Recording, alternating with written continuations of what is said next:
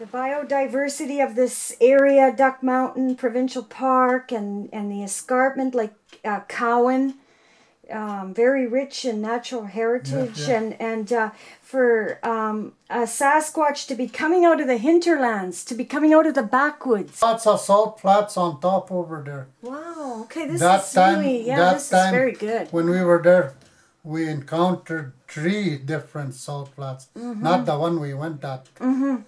That one time, and it's very, very like rough, you know, and bush, not accessible.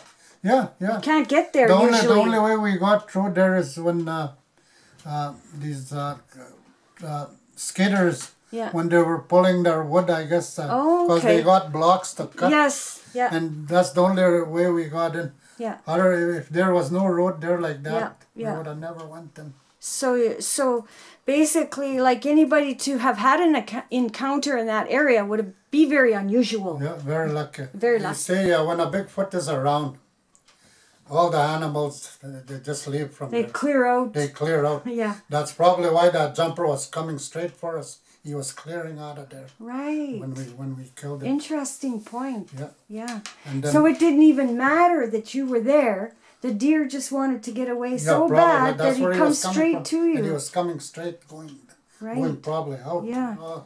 Sitting there hours and hours. Well, he said, I think we better go. Getting late rather, and besides it was getting cloudy too. The clouds were getting behind the moon, and it was starting to get windy. Well, I said, okay, let's go. So, but when we were doing this at that time, when we were cutting this jumper, this was about between 1 and 2 in the morning, and all of a sudden I heard that like boom, boom, boom, boom. Like somebody hitting something hollow, but fast. Okay. Like a hollow, like a big hollow ground hitting. Have you ever heard that before? Never.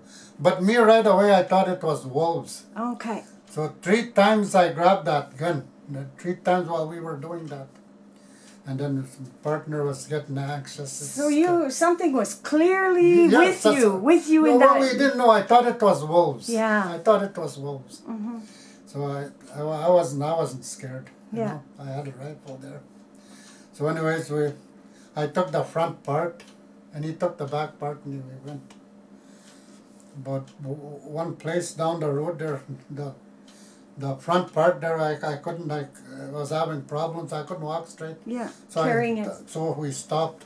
Yeah. I told him, let's change. So that was it. That one time only we stopped. And that was about 7 miles we had to walk down there. With the animal on your back? We only stopped once, 7 miles.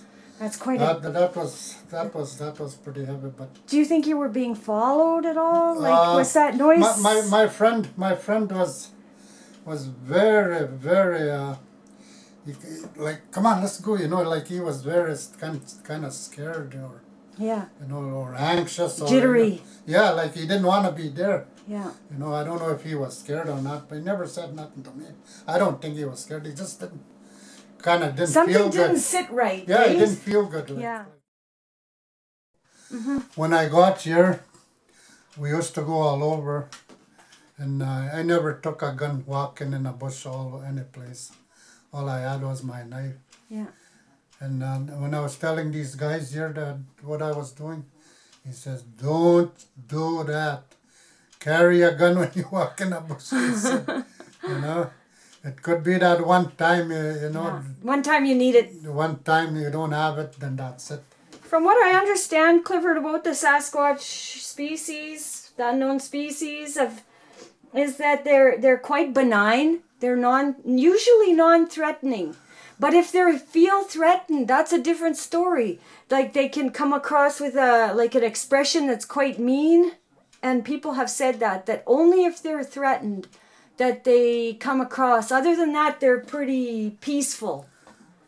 Like and I mean, clearly it could have hurt you that night, and it didn't. Oh yeah, it could have hurt you that night. Could have hurt us. Yeah.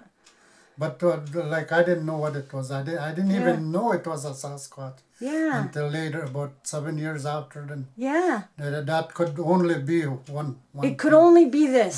Sasquatch. Yeah, that was the one. That was. Do you have any horns? When he said he saw that nose. No, he said he was standing straight. And when the time I was looking, when I seen that side hill with them poplars, on a hill like this, poplars, how could a moose stand straight? I figured. Like very upright, like Yeah, a like man, straight, like standing like a man. Yeah, and also when I asked him, "Did you see the horns?" He didn't. He didn't. He said, "I don't remember how he was standing." He says, "I don't know how he was standing." How could he be And then- standing yeah, like that? And then that's when, when I started watching all these programs, and I figure, that was a Sasquatch he saw. Yeah. That was a Sasquatch he saw. So these He said it's programs all are black, he said, yeah, tall. standing straight like this. You would have recognized the moose. You would have seen the horns. Too. Yeah, especially with that kind of experience. And you only seen it like just briefly. just briefly. Yeah. When I turned, I would have seen it too. And maybe but it I was sitting seeing in like an awkward. a bit of a silhouette. See it clearly. Oh, really? That's when I seen those trees totally clearly. Yeah. I could have seen that most clearly too. Yeah, yeah. Wow. But when I looked, and then after it probably was gone already. Yeah, they're quick. Yeah. They're quick and out of there. And that Yeah. that I never thought it was Sasquatch. Yeah. The way that I watch these programs, the way they talk about a Sasquatch, he makes some kind of noises with his hands, Yeah. or with stones, or Or with like